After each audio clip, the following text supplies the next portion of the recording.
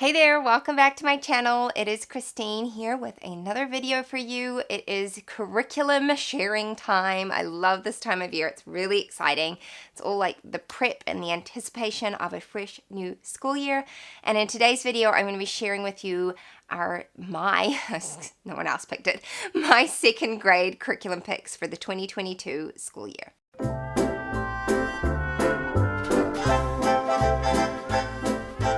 So hello, welcome if you're new here. I am a homeschooling mama to 3 kids, and they are 6, 5, and 3 years old. My 6-year-old will be turning 7 in March, so he's not that far off of his birthday. So he's kind of like, I always think like he's halfway between first and second grade. He's always kind of like in that halfway. So he does some first grade material and some second grade, and he's kind of been like that the whole way through just because of where his birthday falls. I share homeschool curriculum and homeschool tips and solidarity and all the things here on this channel. So if that's something you're interested in, please go ahead and subscribe. I would love to have you here. And I'm really excited to be sharing what I've chosen for this year. So I will first of all show you how I am storing the kids' books this year, because Annie, my 5-year-old, is technically like doing some legit homeschool this year. It's not just like bits and pieces that I pull from everywhere. I wanted to have like dedicated space for each kid. We don't have a large home. Our homeschooling space is our living space, but I like to keep it looking like our living space and not necessarily like a schoolroom, and so I'm quite picky about how I store our materials.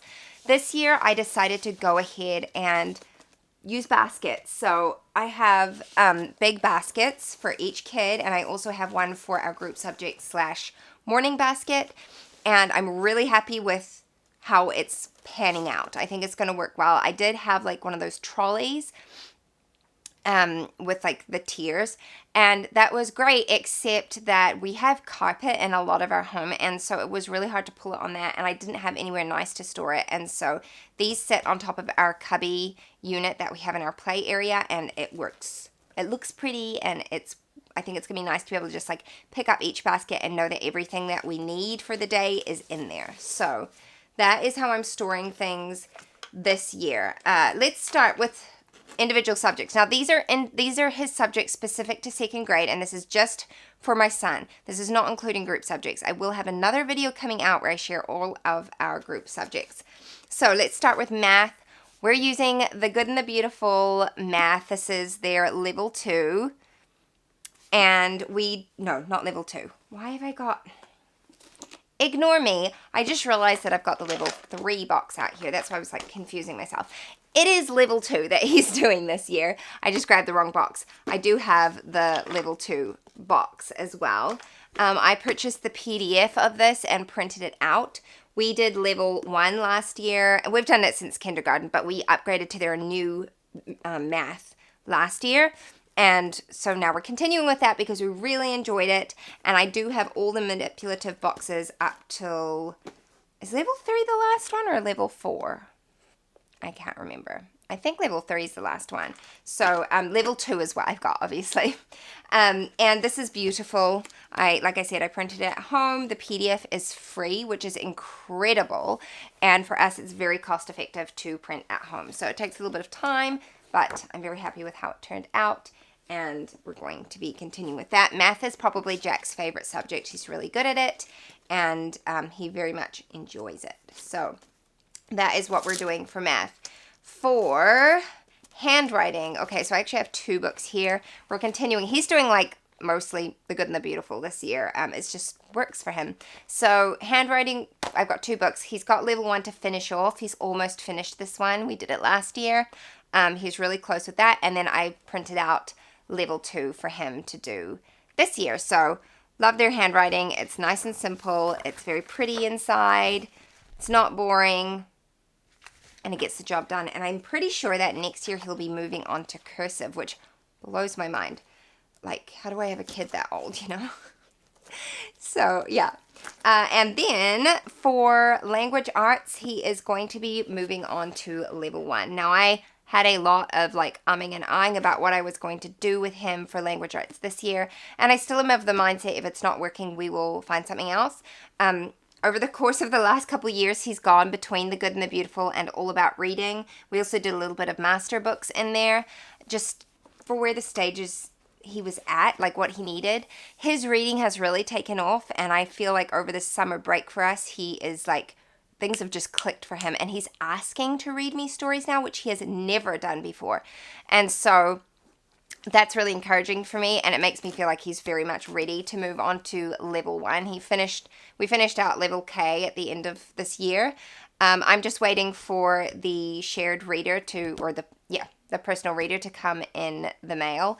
I ordered that via Lulu Express. I could have printed it off at home because these are, again, a free PDF, but I really wanted that beautiful perfect binding on it, and so I decided to do it by Lulu Express. So I think it ended up being about 35 New Zealand dollars to have that printed and shipped to me, which is not cheap for a book, but also like not insane. And they come out beautiful quality, and again will be used for like all my kids. It's what I did with the level K reader as well, and it worked out great.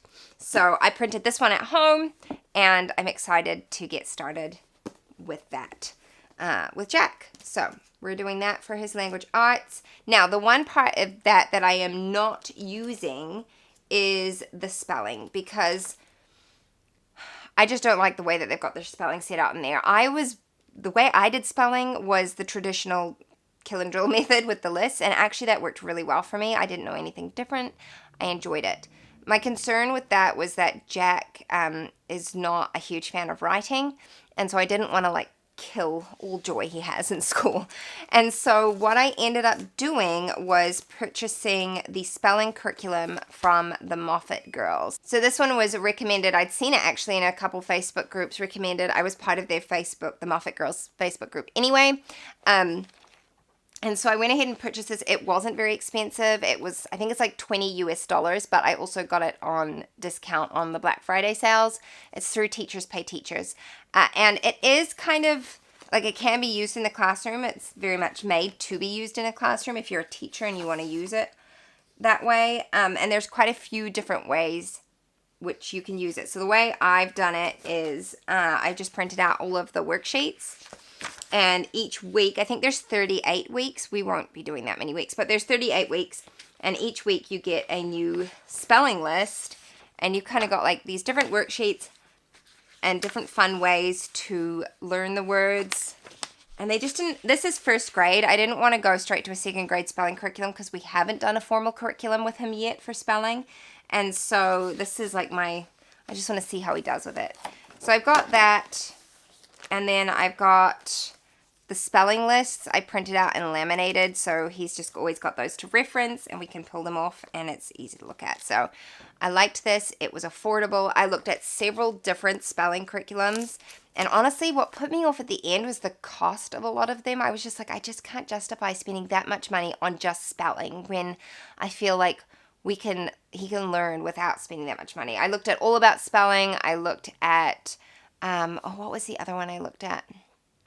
Spelling UC. I would have looked more into Spelling UC, but I couldn't find PDF versions of it. It was expensive. Just shipping is incredibly expensive at the moment because of current world events. I mean, it was expensive beforehand, but it's even more expensive now. So I had to be smart, but I also didn't want to not get good quality spelling. I looked at Abeka spelling as well.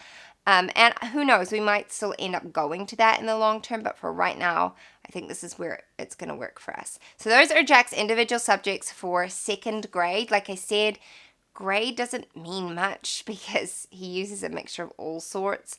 And a lot of the homeschool curriculums now aren't measured by grade level. They're measured by where your child is at, and you take assessments and things like that. Because I've been homeschooling Jack for years now, I know where he is at academically, and so I don't even pay attention to grade levels when I'm looking at homeschool curriculum. I just go with where I know he's at, and that works really well for him. So thank you for watching. If you have any questions about anything I've mentioned here, go ahead and comment below, and I'll do my best to get back to you.